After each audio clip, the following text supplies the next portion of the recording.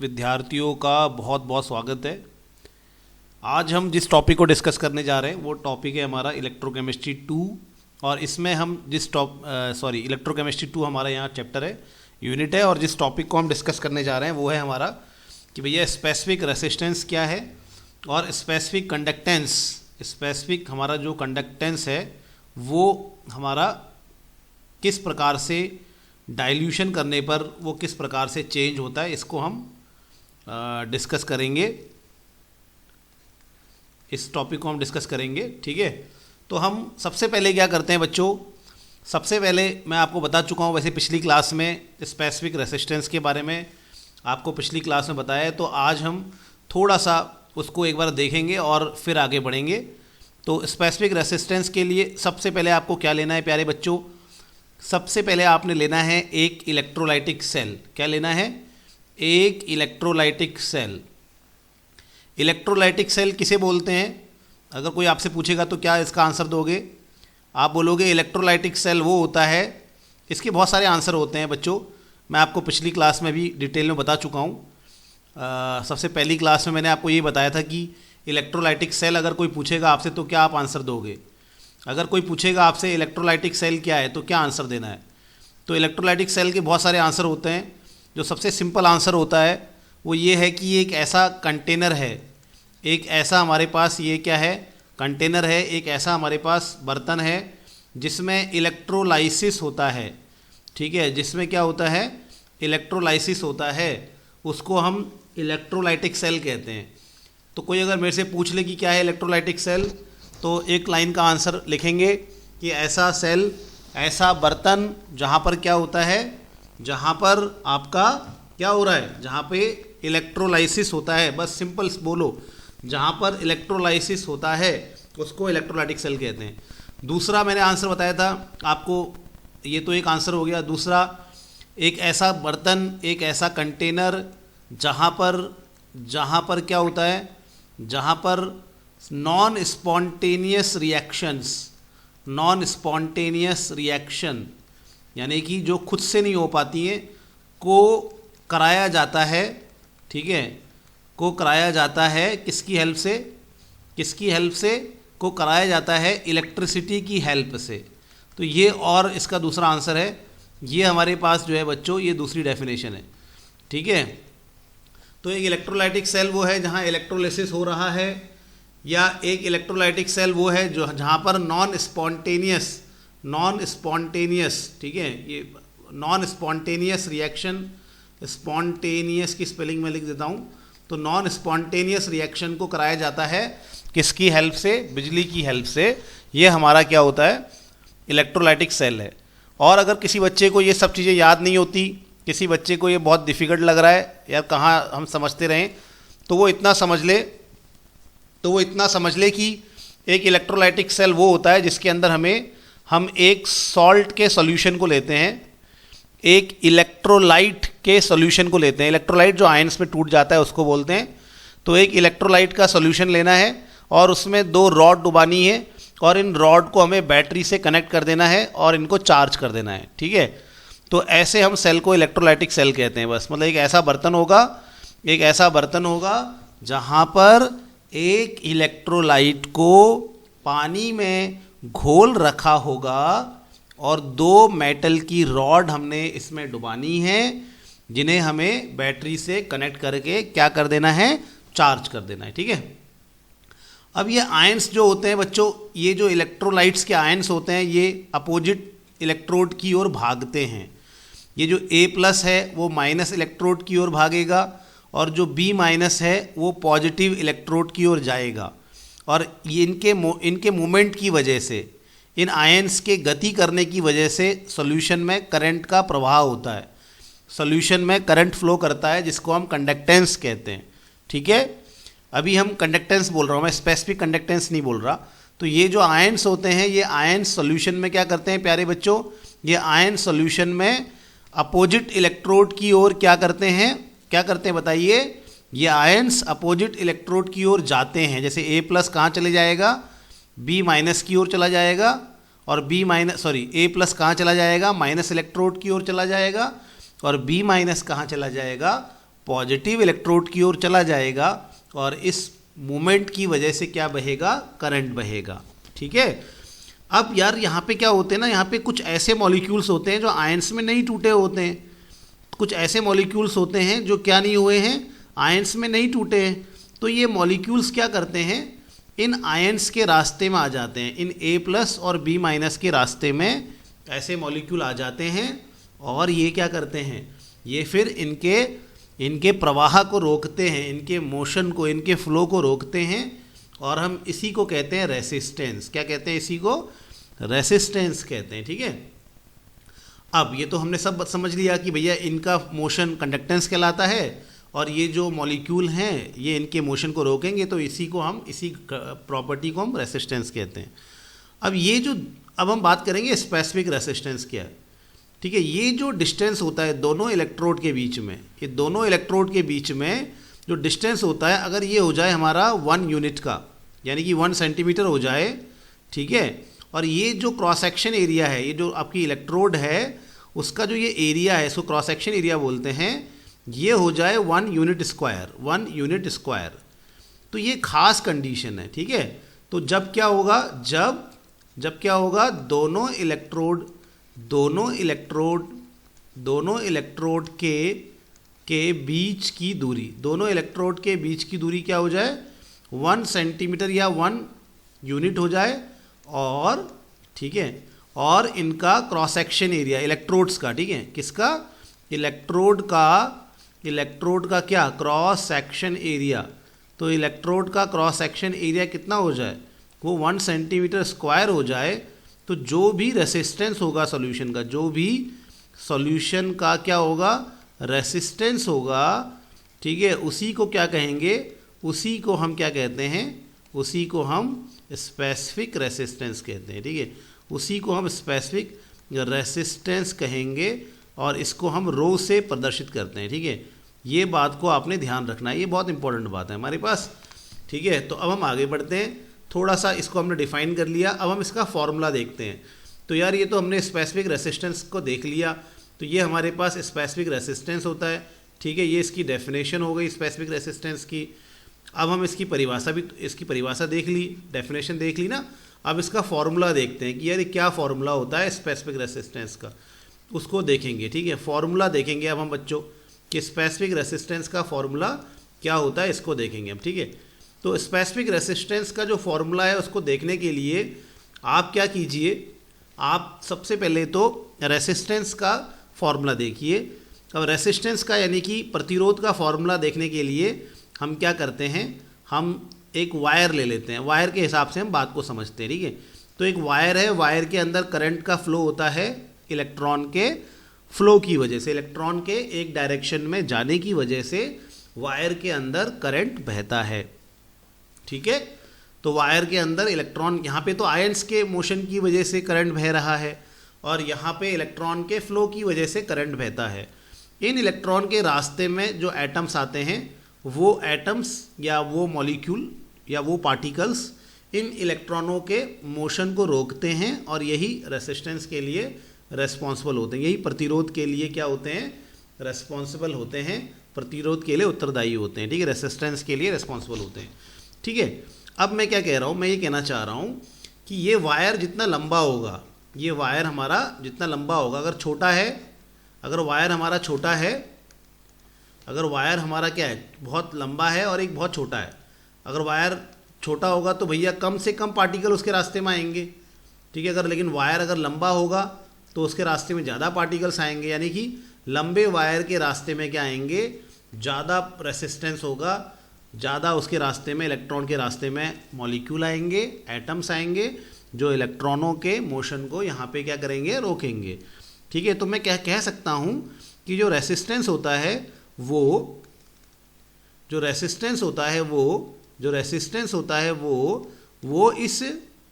इस लेंथ के, इसके लेंथ के क्या होगा, डायरेक्टली प्रोपोर्शनल होगा। मतलब लेंथ ज़्यादा होगी तो रास्ते में क्या आएंगे, अवरोध भी ज़्यादा आएंगे, रास्ते में ये पार्टिकल्स भी ज़्यादा आएंगे जो इलेक्ट्रॉन के मोशन को रोकेंगे और रेसिस्टेंस भी ज़्यादा होगा। ठीक है। दूसरा अब ये तो हो गया, हमने रेसिस्टेंस और लेंथ के बीच में संबंध देख लिया। अब ये जो हमारा वायर की मोटाई होती है या एरिया जिसको कहेंगे हम, ये जो एरिया है, ये वायर की जो मोटाई है, इसके बारे में बात करते हैं। अगर वायर पतला होगा तो यार एटम्स बहुत नज़दीक होंगे ना, एटम्स मॉलिक्यूल बहुत नज़दीक होंगे और इस बेचारे इलेक्ट्रॉन को निकलने के लिए रास्ता नहीं मिलेगा। यानी कि ए ज़्यादा होगा तो ए अगर कम है, एरिया अगर कम है तो पार्टिकल्स बिल्कुल चिपके चिपके होंगे ना, और इलेक्ट्रॉन बाहर को जा ही नहीं पाएगा, इलेक्ट्रॉन फ्लो ही नहीं कर पाएगा। यानी कि ए कम होगा तो रेसिस्टेंस ज़्यादा होगा। अब देखो यहाँ पे वायर मोटा हो गया, वायर अगर मोटा हो गया तो पार्टिकल्स क्या होंगे, दूर होंगे। इससे ये गैप जो होगा इनके बीच में अच्छा खासा बन जाता है और इलेक्ट्रॉन के फ्लो करने की गति बढ़ जाती है। यानी कि अगर रेसिस्टेंस हमारा क्या है, अगर रेसिस्टेंस हमारा अगर हमारा एरिया ज़्यादा है तो रेसिस्टेंस कम हो जाएगा। जिसका एरिया ज़्यादा है तो इसका रेसिस्टेंस कम हो जाएगा। तो हमारे रेसिस्टेंस और लेंथ और ए के बीच में ये संबंध होता है। इसको अच्छे से आप देख लीजिए, ठीक है। ये देख लिया आपने, अब हम आगे बढ़ते हैं, ठीक है।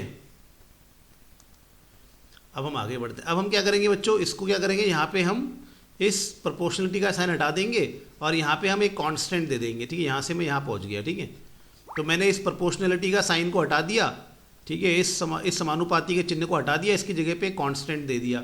चलो कांस्टेंट को डिफाइन करते हैं। चलो रो को परिभाषित करें। अभी रो एक कांस्टेंट है, ठीक है। रो को परिभाषित करते हैं, डिफाइन करते हैं ये क्या है, ठीक है। चलिए फिर अब रो को डिफाइन करते हैं। तो रो को डिफाइन करने के लिए कैसे डिफाइन करेंगे, ठीक है। रो को डिफाइन करने के लिए मैं कैसे करूँगा, मैं रो को डिफाइन करने के लिए एल और ए को 1 मान लूँगा, ठीक है। अब बस रो किसके बराबर हो गया, रेसिस्टेंस के बराबर हो गया। तो रो हमारे रेसिस्टेंस के बराबर हो जाता है स्पेसिफिक कंडीशन में। ये जो कांस्टेंट है हमारा, ये रेसिस्टेंस के बराबर हो जाता है विशिष्ट परिस्थितियों में। इसीलिए इसको विशिष्ट प्रतिरोध कहा जाता है, इसीलिए इसको स्पेसिफिक रेसिस्टेंस कहते हैं। अब ये विशिष्ट परिस्थितियाँ क्या होती हैं, मैंने आपको बता दिया है कि भैया जब दूरी क्या हो, देखो लिखा है ना यहाँ पे, ये L का मान कितना हो, 1 हो। जब दूरी 1 हो जाए, ठीक है, और क्रॉस सेक्शन एरिया भी 1 हो जाए, तो यहाँ पर जो भी रेसिस्टेंस होगा उसी को हम रो कहते हैं, यानी कि उसी को हम स्पेसिफिक रेसिस्टेंस कहते हैं। तो हमने बच्चों ये समझ लिया, ठीक है। तो ये हमने रो को डिफाइन कर लिया और ये डेफिनेशन मैंने ऊपर भी लिखी हुई है, ठीक है। अब चलिए रो के पास हम आ जाते हैं फिर से। अब मैं इसको एक बार इरेज कर देता हूँ, ठीक है। तो मैंने आपको रो परिभाषित करके दिखा दिया, रो को डिफाइन कर दिया कि रो वेयर। अब रो क्या है हमारा, यहाँ पे रो एक कांस्टेंट है, रो एक कांस्टेंट है जिसको हम और किस नाम से जानते हैं, इसको हम प्यार से बोलते हैं स्पेसिफिक रेसिस्टेंस। क्यों बोलते हैं, क्योंकि भैया ये स्पेसिफिक कंडीशन में किसके बराबर है, रेसिस्टेंस के बराबर है, ठीक है। तो नोट कर लिया होगा आपने इतना, तो मैं इसको यहाँ से इरेज कर देता हूँ, ठीक है। अब बच्चों अब हम आगे आते हैं। तो यहाँ से हमारा रो क्या निकल जाएगा, रो बराबर निकल जाएगा A/L, और ये गुणा हो गया ना, ऐसे मल्टीप्लाई हो, क्रॉस मल्टीप्लाई, तो RA/L हो गया। तो ये हमारा रो का फॉर्मूला हो गया, RA/L, RA/L, ऐसे करके याद करना है। अब इसका हम वो देखें एक बार यूनिट। तो बच्चों रेसिस्टेंस का क्या होता है, ओम होता है। एरिया का क्या होता है, सेंटीमीटर स्क्वायर होता है। और इस L का कितना होता है, सेंटीमीटर होता है। तो ये कैंसिल हो जाएगा तो सेंटीमीटर बच जाएगा। तो यहाँ पे रो का यूनिट क्या हो गया, यानी कि स्पेसिफिक रेसिस्टेंस का यूनिट क्या हो गया, ओम सेंटीमीटर, ठीक है। तो ये हमारे पास स्पेसिफिक रेसिस्टेंस का यूनिट हमने यहाँ पे लिख लिया है, ठीक है। तो अब हमने इसको मिटा देते हैं, ठीक है। नोट कर लेना आप अच्छे से, बैक जाके देख लीजिए। तो रो बराबर हो गया हमारा RA/L, ये हमारा रो का क्या हो गया, फॉर्मूला हो गया, ठीक है। ओके, अब हम बच्चों आते हैं, ये स्पेसिफिक कंडक्टेंस क्या है, इसको पिछली क्लास में भी देख चुके हैं, एक बार फटाफट से यहाँ देख लेते हैं। तो जैसे रेसिस्टेंस का उल्टा होता है कंडक्टेंस। यार जितना कम रेसिस्टेंस होगा ना, जितना कम रेसिस्टेंस होगा उतना ही बढ़िया क्या बहेगा, करंट बहेगा। जितना कम रेसिस्टेंस होगा, जितना कम ये कण होंगे, उतना ही बढ़िया करंट बहेगा। यानी कि जितना कम रेसिस्टेंस होता है उतना ही बढ़िया क्या होता है, कंडक्टेंस होता है। तो इसी प्रकार से विशिष्ट परिस्थितियों में, यानी कि स्पेसिफिक कंडीशन में हम कह सकते हैं, यार स्पेसिफिक कंडीशन में हम कह सकते हैं, स्पेसिफिक कंडीशन में रेसिस्टेंस को क्या कहते हैं, रो कहते हैं। तो यानी कि 1/रो किसके बराबर हो जाएगा, स्पेसिफिक कंडक्टेंस के बराबर हो जाएगा, यानी कि कप्पा के बराबर हो जाएगा। ये हमारे पास स्पेसिफिक कंडक्टेंस जिसको हम कप्पा से दर्शाते हैं, उसका हमारे पास फॉर्मूला बन गया है। तो क्या है हमारे पास स्पेसिफिक कंडक्टेंस, सब सोचिए एक बार। स्पेसिफिक कंडक्टेंस यानी कि स्पेसिफिक कंडीशन का करंट। स्पेसिफिक कंडीशन का करंट यानी कि एक सेंटीमीटर की दूरी हो और cross section area 1 centimetre square हो, उस वक्त जो भी करंट होता है उसी को हम स्पेसिफिक कंडक्टेंस कहते हैं। उस वक्त जो भी रेसिस्टेंस होता है उसी को स्पेसिफिक रेसिस्टेंस कहते हैं। अच्छा, रेसिस्टेंस और कंडक्टेंस कैसे एक दूसरे के समान होंगे? तो 1/ρ यानी कि रेसिस्टेंस का उल्टा क्या हो जाएगा? कंडक्टेंस। तो स्पेसिफिक रेसिस्टेंस का उल्टा क्या हो जाएगा? स्पेसिफिक कंडक्टेंस हो जाएगा। ठीक है, चलिए ये बात तो आप समझ गए होंगे। अब एक छोटी छोटी सी बात, हम कहाँ गए इसका कर्सर? अच्छा ये रहा। ठीक है, ओके, एक बात, अब इसका हम ये हमारे पास फॉर्मूला बन गया थोड़ा सा। अब यहाँ पे हम रो का मान यहाँ रख देते हैं। रो का मान क्या होता है? RA बट्टा L, यानी कि RA और L ऊपर चला जाएगा, ऐसे कर लेंगे हम। ठीक है, अब इस 1/R को अलग लिख लेता हूँ, थोड़ा अच्छा लगता है। L/A को अलग कर लिया। ठीक है, अब यहाँ से हम बहुत सारी चीज़ें यहाँ पे हम बता सकते हैं। कप्पा की यूनिट बता सकते हैं बच्चों। रेसिस्टेंस की यूनिट क्या होती है? ओम, तो इसको नीचे लिख लिया ओम। L की यूनिट क्या होती है? सेंटीमीटर। और A की यूनिट क्या होती है? Centimetre square. तो यहाँ पर क्या आ जाएगा बच्चों? ये एक इंपॉर्टेंट फार्मूला है, इसको ध्यान रखना। ठीक है, ये एक इंपॉर्टेंट फार्मूला है।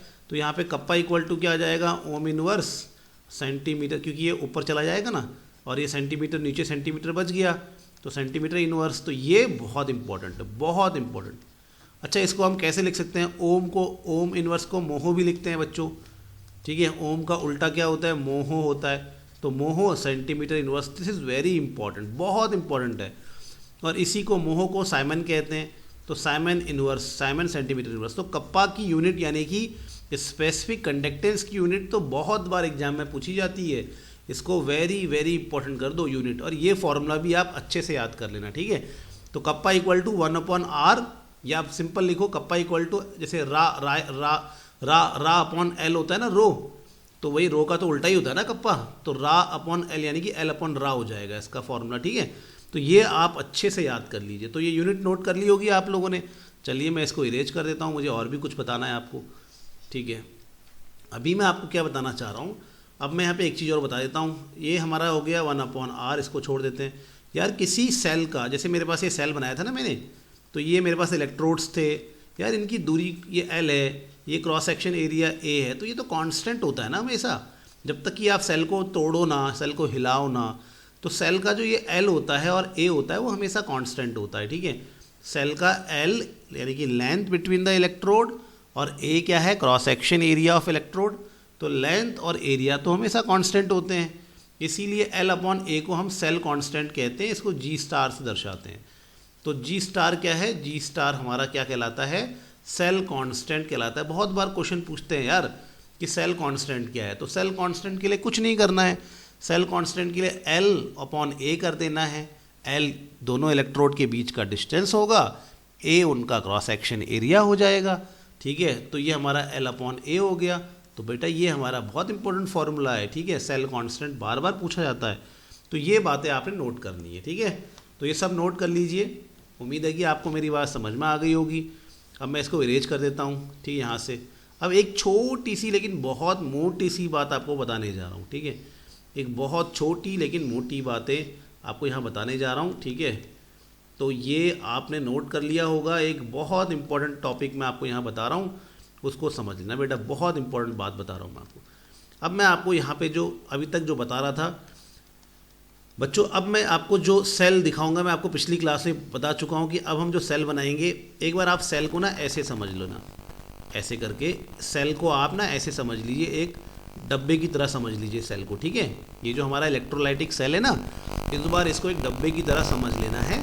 और इसका जो फ्रंट वाला जो दीवार है उसको लोहे की दीवार यानी कि मेटल की दीवार मान लो, धातु की दीवार मान लीजिए। और पीछे की दीवार को भी क्या मान लीजिए? धातु की दीवार मान लीजिए। ठीक है, पीछे जो है इसको भी धातु मान लीजिए, मेटल मान लीजिए, और आगे वाली को भी मेटल मान लीजिए। ठीक, ये हमारा मेटल है और आगे वाला भी, ये भी हमारा क्या है? मेटल है। और इसको जोड़ दीजिए वायर के साथ, एक प्लस बना दीजिए, एक माइनस बना दीजिए। ठीक है, इसके अंदर आयन्स होने चाहिए, A+ आयन, B- आयन। कुछ अजीब दिख रहा है, ऐसा करते हैं दूसरे पेन से करते हैं। इसके अंदर आयन्स बना लेते हैं हम। A+ आयन, हमारे पास A+ आयन है और B- आयन है। सॉल्यूशन है इसके अंदर, ए बी इलेक्ट्रोलाइट का सॉल्यूशन है। अच्छा अब मैं क्या करूँगा,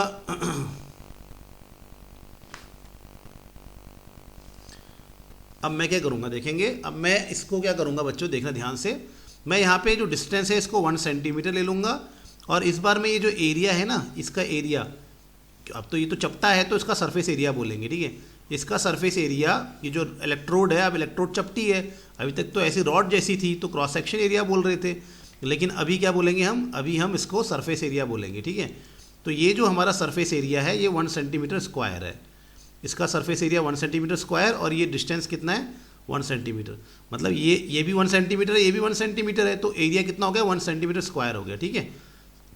तो जब एरिया 1 सेंटीमीटर स्क्वायर होता है और डिस्टेंस 1 सेंटीमीटर होता है तो ये अंदर का वॉल्यूम हो जाता है। वॉल्यूम कितना हो जाता है अंदर का, ये जो अंदर है, अंदर का आयतन, आयतन कितना हो जाएगा, यानी कि वॉल्यूम कितना हो जाएगा सॉल्यूशन का, बताइए ज़रा एक बार सोचिए।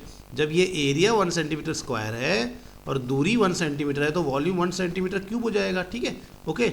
अब मैंने क्या कहा, मैंने कहा जब सरफेस एरिया, मैंने क्या कहा, जब एरिया 1 सेंटीमीटर स्क्वायर हो, ठीक है, और जब ये, और को हिंदी में लिख लेते हैं, और ठीक है, और ये जब डिस्टेंस, ये जो डिस्टेंस है वो 1 सेंटीमीटर हो, तो ऐसे में जो करंट फ्लो करता है, यानी कि जो कंडक्टेंस होता है, उसे ही तो क्या कहते हैं, कप्पा कहते हैं, उसे ही तो क्या कहते हैं, स्पेसिफिक कंडक्टेंस कहते हैं, ठीक है। ये मैं पिछली क्लास में बता चुका हूँ, नहीं पता है तो याद कर लो, ठीक है। तब जब एरिया 1 सेंटीमीटर स्क्वायर होता है और दोनों इलेक्ट्रोड के बीच का डिस्टेंस 1 सेंटीमीटर होता है, तो जो करंट अंदर बहेगा उसी को स्पेसिफिक कंडक्टेंस कहेंगे। अब मैं इसको ऐसे ना बोलकर यार ये 1 सेंटीमीटर स्क्वायर होगा, ये 1 सेंटीमीटर होगा, ऐसे ना बोल के वॉल्यूम के टर्म में बोलूँगा। मैं बोलूँगा जब वॉल्यूम 1 सेंटीमीटर क्यूब होता है, जब सॉल्यूशन का वॉल्यूम 1 सेंटीमीटर क्यूब हो, ये पहले लिख लेंगे, जब सॉल्यूशन का वॉल्यूम 1 सेंटीमीटर क्यूब हो तो ऐसे में जो करंट बहेगा, जो करंट होगा उसे ही कहेंगे स्पेसिफिक कंडक्टेंस, ठीक है। तो यानी कि अब मैं क्या समझ गया, अब मैंने आपको एक बात बता दी, इसको रट लो अच्छे से, बाय हार्ट कर लो। अब मैंने क्या समझा दिया आपको, मैंने कहा कि भैया स्पेसिफिक कंडक्टेंस की डेफिनेशन में कप्पा इक्वल टू 1/ρ होता है, ठीक है, ऐसा बताया मैंने। फिर मैंने ये भी बताया कि जब दोनों के बीच में दूरी 1 सेंटीमीटर हो और cross section area 1 centimetre square हो, तो जो करंट बहेगा वो आपका क्या होगा, कप्पा होगा। अब तीसरी डेफिनेशन जो मैंने आपको बताई, जो सबसे इंपॉर्टेंट है, वो है 1 सेंटीमीटर क्यूब सॉल्यूशन का, 1 सेंटीमीटर क्यूब सॉल्यूशन का जो कंडक्टेंस होता है, जो कंडक्टेंस होता है, बहुत इंपॉर्टेंट बता रहा हूँ मैं। तो 1 सेंटीमीटर क्यूब सॉल्यूशन का जो कंडक्टेंस होता है, जो क्या होता है, कंडक्टेंस होता है, उसे क्या कहते हैं, उसे कप्पा कहते हैं, ठीक है। तो ये डेफिनेशन को अच्छे से रट लो, ठीक है। अब जो बात मैं आपको बताने जा रहा हूँ वो बहुत इंपॉर्टेंट है, ठीक है। अब आप क्या करेंगे, देखो, अब आप एक बर्तन लो, उस बर्तन में आप क्या कर लो, एक इलेक्ट्रोलाइट डाल लो A+B-, ठीक है। अब इसमें पानी भरो, धीरे धीरे क्या करोगे, पानी भरोगे। तो ये एक बर्तन ले लिया और बर्तन में आपने क्या ले लिया, एक इलेक्ट्रोलाइट ले लिया और उसमें आप पानी भरोगे। इस प्रक्रिया को कहते हैं डाइल्यूशन करना। क्या कहते हैं इसको कहते हैं डाइल्यूट करना। हिंदी में कहते हैं तनु कोई लड़की का नाम नहीं है, तनु मतलब यहाँ पे हो गया जिसको डाइल्यूट करना, तनुता बढ़ाना, ठीक है, हिंदी में तनुता बढ़ाना कहते हैं, ओके। तो भाई हम इस सॉल्यूशन का क्या कर रहे हैं, इसका डाइल्यूशन कर रहे हैं पानी ऐड करके। तो जब हम इसमें पानी ऐड करेंगे तो पानी क्या करता है, पानी इन आयंस के बीच में आ जाता है। ये ले भैया पानी आ गया बीच में, तो ये आयंस दूर हो जाते हैं और ये आयंस आसानी से मोशन कर पाते हैं, ठीक है। पानी इन आयंस के बीच में आके इनके अट्रैक्शन को ख़त्म कर देता है और ये आयन आसानी से मोशन कर पाते हैं। इसका मतलब पानी मिलाने से ज़्यादा बेटर ऐसा लिखेंगे ना, पानी मिलाने से आयंस क्या हो जाते हैं, आयंस बताओ बच्चों क्या हो जाते हैं आयंस। पानी मिलाने का क्या फ़ायदा होता है, आयंस क्या हो जाते हैं, फ्री हो जाते हैं आयंस, ठीक है, आयंस फ्री हो जाते हैं। और क्या हो जाएगा, और कंडक्टेंस कंडक्टेंस क्या हो जाएगा, कंडक्टेंस बढ़ जाएगा, कंडक्टेंस बढ़ जाएगा। ठीक है, तो ये हमारे पानी मिलाने का फ़ायदा होता है, यानी कि डाइल्यूट करने से कंडक्टेंस क्या हो जाता है, बढ़ जाता है, क्योंकि पानी आयंस को फ्री कर देता है, उनके बीच के आकर्षण को कम कर देता है। ठीक है, लेकिन सबसे इम्पोर्टेंट बात, ये नोट कर लिया होगा आपने, इसको मिटा देता हूँ। ठीक है, अब सबसे इम्पोर्टेंट बात कि पानी मिलाने से इसके क्या आ गया इसको, ठीक है, सबसे इम्पोर्टेंट बात कि पानी मिलाने से यानी कि डाइल्यूशन करने पर, क्या करने पर, डाइल्यूशन करने पर स्पेसिफिक कंडक्टेंस घटता है। ये बहुत इंपॉर्टेंट बात है यार, कंडक्टेंस तो बढ़ रहा है, लेकिन क्या घट जाएगा, specific conduct. This is very important भैया, ऐसा क्यों हो रहा है यार, कंडक्टेंस बढ़ रहा है, कंडक्टेंस इसलिए बढ़ रहा है क्योंकि पानी आयंस के बीच में आ रहा है, उनके बीच के अट्रैक्शन को तोड़ रहा है और भगा रहा है उनको दूर दूर एक दूसरे से, और वो अच्छे से मोशन कर पा रहे हैं और करंट बढ़ेगा, इनके मोशन से ही करंट बढ़ता है। तो फिर स्पेसिफिक कंडक्टेंस क्यों घट जाता है, ये बहुत इंपॉर्टेंट है। ठीक है, तो इसको समझने के लिए आप बताओ मेरे को, मैंने आपको स्पेसिफिक कंडक्टेंस के बारे में क्या बताया था, मैंने ये बताया कि स्पेसिफिक कंडक्टेंस क्या होता है, उसको समझाने के लिए एक ऐसे इमेजिनरी बात बता रहा हूँ आपको। ठीक है, स्पेसिफिक कंडक्टेंस क्या होता है, 1 सेंटीमीटर क्यूब, जैसे ये मान लो ये 1 सेंटीमीटर क्यूब है, बहुत सारे 1 सेंटीमीटर क्यूब होंगे ना, यहाँ पर भी 1 सेंटीमीटर क्यूब होगा, सॉल्यूशन है ना आपका, ये विलयन है ना। अब इस विलयन को पूरा नहीं लेना है, स्पेसिफिक कंडक्टेंस को समझाने के लिए इस सॉल्यूशन का केवल 1 सेंटीमीटर क्यूब लेना है। मान लो ये इस सॉल्यूशन का 1 सेंटीमीटर क्यूब हिस्सा है, इतनी की बात करनी है हमने। इस 1 सेंटीमीटर क्यूब के द्वारा जो करंट बहेगा वो है स्पेसिफिक कंडक्टेंस। इस 1 सेंटीमीटर क्यूब के द्वारा जो बहेगा, इसके अंदर जो करंट बहेगा वो है स्पेसिफिक कंडक्टेंस। इस 1 सेंटीमीटर क्यूब के अंदर जो करंट बहेगा वो है स्पेसिफिक कंडक्टेंस। ठीक है, तो सॉल्यूशन के 1 सेंटीमीटर क्यूब के अंदर जो करंट बह रहा है ना, उसको बोल रहे हैं हम स्पेसिफिक कंडक्टेंस। अभी इसलिए मैंने आपको पीछे स्पेसिफिक कंडक्टेंस की डेफिनेशन याद कराई थी, तो फिर से याद कर लो कि स्पेसिफिक कंडक्टेंस क्या है, 1 सेंटीमीटर। स्पेसिफिक कंडक्टेंस से अलग है भाई, स्पेसिफिक कंडक्टेंस की स्पेलिंग बार बार गलत लिख रहा हूँ, सॉरी। ठीक है, स्पेसिफिक कंडक्टेंस जो है कंडक्टेंस होता है। ठीक है, स्पेसिफिक कंडक्टेंस जो है वो तो हमारा 1 सेंटीमीटर क्यूब में जो करंट बहता है उसको कहते हैं। चलिए, ये सॉल्यूशन है हमारा, ये सॉल्यूशन है हमारे पास इलेक्ट्रोलाइट का, और ये उसका 1 सेंटीमीटर क्यूब है। दिख रहा है ना आप लोगों को, ये डब्बा दिख रहा है ना, वेरी गुड। अब जब हम पानी डालते हैं तो ये पानी इन आयंस के बीच में आ जाता है, और ये आयंस, ये वाला जो आयन है वो इस 1 सेंटीमीटर क्यूब से बाहर निकल जाएगा ना भाई। पानी आया, पानी इनके बीच में इंटर होगा, तो कुछ आयंस क्या होंगे, बाहर निकल जाएंगे, इस 1 सेंटीमीटर यहाँ आ जाएंगे, दूसरी जगह आ जाएंगे ना।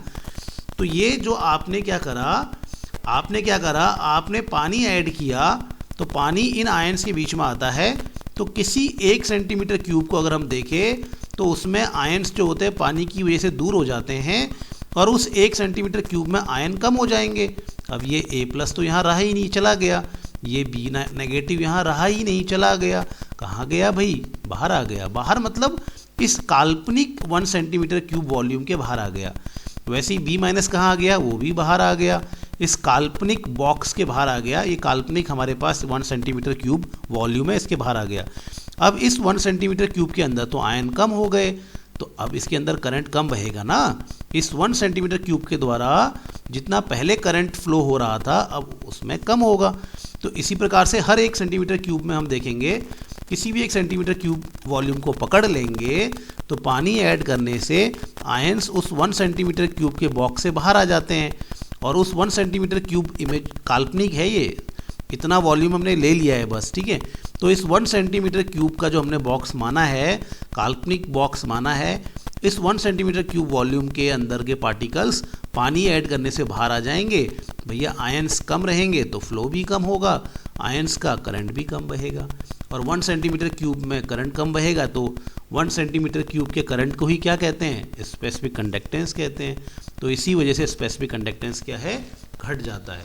तो स्पेसिफिक कंडक्टेंस क्यों घटता है, तो कारण क्या है, कारण ये है कि डाइल्यूशन करने से, डाइल्यूशन यानी कि पानी मिलाने से, डाइल्यूशन करने पर क्या होता है, डाइल्यूशन करने पर 1 सेंटीमीटर क्यूब वॉल्यूम किसी भी ऐसे नहीं, थोड़ा और बेटर तरीके से लिखेंगे इसको। डाइल्यूशन करने पर सॉल्यूशन के 1 सेंटीमीटर क्यूब वॉल्यूम में आयंस दूर जाने के कारण, ठीक है। तो 1 सेंटीमीटर क्यूब वॉल्यूम में आयंस कम हो जाते हैं, कम क्यों हो जाते हैं, दूर चले जाते हैं, कम हो जाते हैं जिस कारण क्या होता है, जिस कारण हमारा स्पेसिफिक, जिस कारण 1 सेंटीमीटर क्यूब के द्वारा कम करंट, या 1 सेंटीमीटर क्यूब में लिखेंगे, के द्वारा नहीं, 1 सेंटीमीटर क्यूब वॉल्यूम में कम करंट फ्लो करेगा, मतलब क्या होगा, मतलब कप्पा कम हो जाएगा। बस यही इसका आंसर है, ठीक है, कम हो जाएगा। तो मुझे लगता है कि आपको ये बात मेरी समझ में आ गई होगी। थैंक यू आप सभी लोगों को सुनने के लिए। आप नहीं समझे हैं तो मेरे को ज़रूर पूछिएगा। Thank you very much, bye bye, take care.